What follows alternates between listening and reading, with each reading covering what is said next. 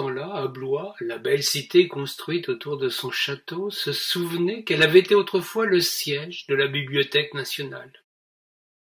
Des générations d'imprimeurs libraires, fiers de ce passé glorieux, mettaient sous presse des livres qui étaient transportés par la Loire. Jean, un jeune marinier, matelot à bord d'un petit futreau, le Saint-Augustin, était spécialisé dans le transport des livres et venait se fournir chez Étienne Charles, imprimeur royal, grande rue à Blois. C'était une messagerie avant l'heure. Si cette cargaison n'était pas lourde, les quantités alors n'exigeant nullement des volumes importants, il y avait bien des précautions à prendre, car comme chacun sait, le livre ne goûte guère à l'humidité, chose fort répandue sur un bateau. C'est donc avec moult précautions et des dispositions spécifiques d'emballage que se faisait le transport de la précieuse cargaison vers les quelques librairies ligériennes.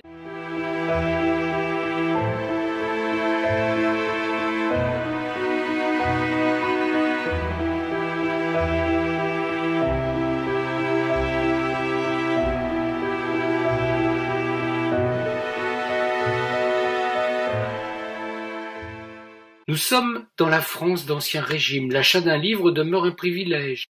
Les libraires vendent leurs ouvrages surtout à ceux qui ont de l'argent en plus de savoir lire. La lecture diffuse également dans le peuple grâce à quelques colporteurs qui portaient les livres dans les campagnes. Le commerce du Saint-Augustin était particulier. Peu de voituriers se seraient lancés dans une activité aussi spécifique. Monsieur Paul, le patron, était un amoureux de la lecture. C'est ainsi qu'il joignait l'utile à l'agréable en faisant métier du transport des livres.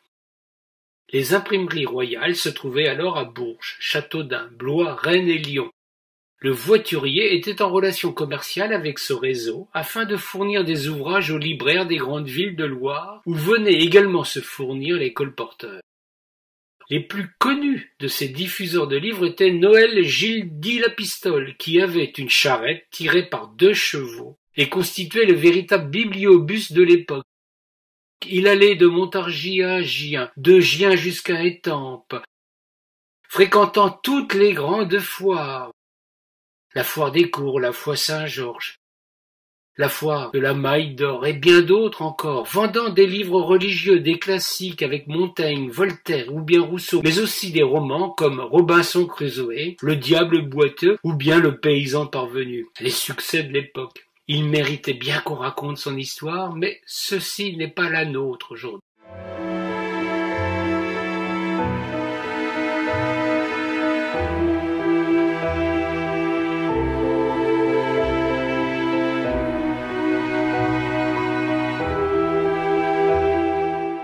Monsieur Paul transportait avec un immense soin des livres qu'il se faisait un malin plaisir à lire pendant le voyage, tandis que Jean, son matelot, était à la manœuvre. Ces gens qui portaient au libraire leurs commandes, tandis que son patron ne quittait jamais son embarcation, toujours plongé dans un roman qu'il devait achever avant que d'arriver à son destinataire. Jean aimait à se dégourdir les jambes.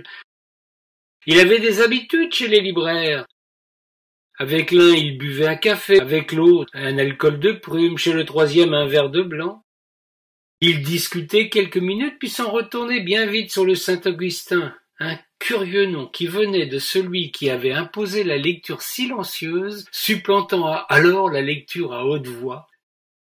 Jean aurait aimé que son patron lise à haute voix. Il en aurait profité un peu, mais au lieu de quoi il partageait son existence avec un homme qui ne lui parlait jamais. Il lui en voulait d'autant qu'il avait un secret qu'il ne pouvait pas lui avouer. Il fallut un concours de circonstances pour que Jean se trahisse et que son existence bascule.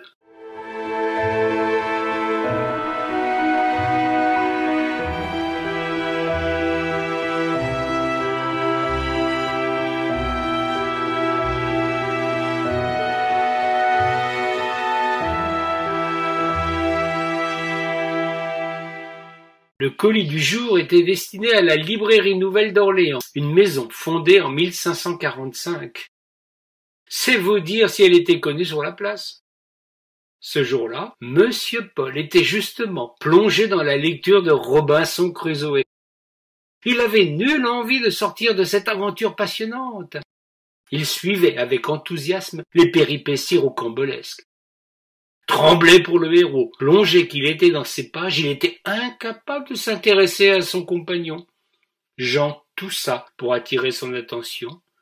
L'autre, au lieu de lui parler comme à l'ordinaire, lui indiqua d'un geste le colis à livrer. Jean sentait l'humiliation monter en lui.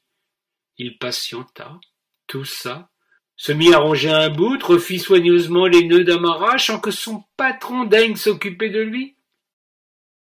Ce manège dura quelque temps jusqu'à ce que soudain Monsieur Paul s'irrite de ne pas le voir filer. Qu'as-tu donc à te derdiller de la sorte? Tu devrais être déjà revenu. Le libraire n'est pas si loin de la Loire. Que fais-tu, grand nigaud, à te berlasser au lieu de faire le travail pour lequel t'es appointé? Jean, à sa plus grande honte, dut lui avouer qu'il ne savait pas lire.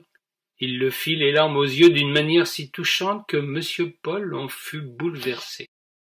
Cet homme, indifférent à tout ce qui se passait autour de lui, autant qu'il faisait aux conditions de navigation, aux bateaux de rencontre, cet homme qui passait sa vie plongé dans les livres comprit que son plaisir était inaccessible à celui qui partageait son existence.